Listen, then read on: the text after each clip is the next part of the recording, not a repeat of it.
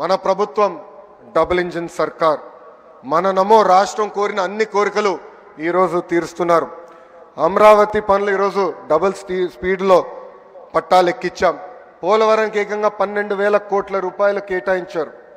ఒక విశాఖ ఉక్కు కాపాడేదానికి 11,500 కోట్ల రూపాయలు ఈరోజు మన నిధులు ఇస్తాం జరిగింది.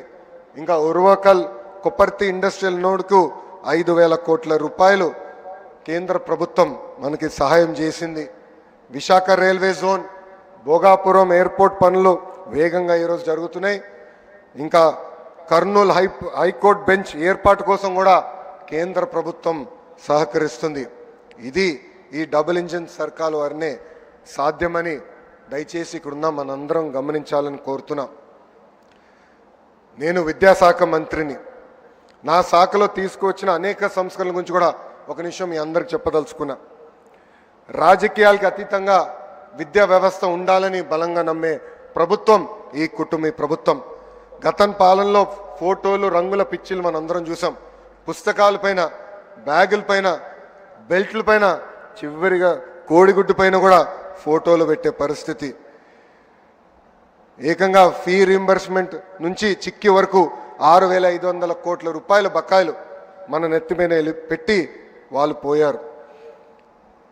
ఇంకా మధ్యాహ్నం భోజనం కూడా ఆనాడు బకాయిలు పెడితే కూటమి ప్రభుత్వం అధికారంలోకి వచ్చిన తర్వాత నాదెండ్ల మనోహర్ గారు నేను కలిసి మధ్యాహ్న భోజనంలో ఈరోజు సన్న బియ్యం కూడా కూటమి ప్రభుత్వం అందజేస్తుంది.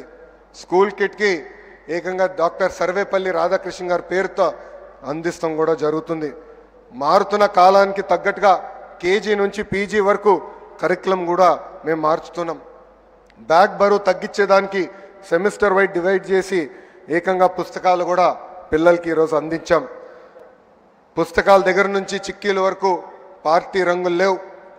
ముఖ్యమంత్రి గారు ఫోటో లేదు, విద్యాశాఖ మంత్రి గారు కూడా ఫోటో లేకుండా ఈ పిల్లలకి ఈరోజు కూటమి ప్రభుత్వం అందిస్తుంది.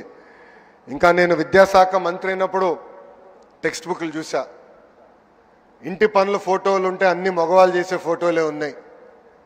అది మారాలని బలంగా నమ్మి ఈ సంవత్సరం టెక్స్ట్ బుక్లో ఇంటి పనుల ఫోటోలు సగం ఆడవాళ్ళు సగం మగవాళ్ళు చేసే పరిస్థితి ఫోటోలు కూటమి ప్రభుత్వం పుస్తకాల్లో కూడా పెడతాం జరిగింది. ఇంతేకాదు మన ప్రభుత్వం ఏడుపడి నాటికి 1 క్లాస్ 1 టీచర్ కేవలం 1,200 ప్రాథమిక పాఠశాలలుంటే Geo21 ద్వారా ఈరోజు 9,800 పాఠశాలలకి తీసుకెళ్తాం జరిగింది. ఇంకా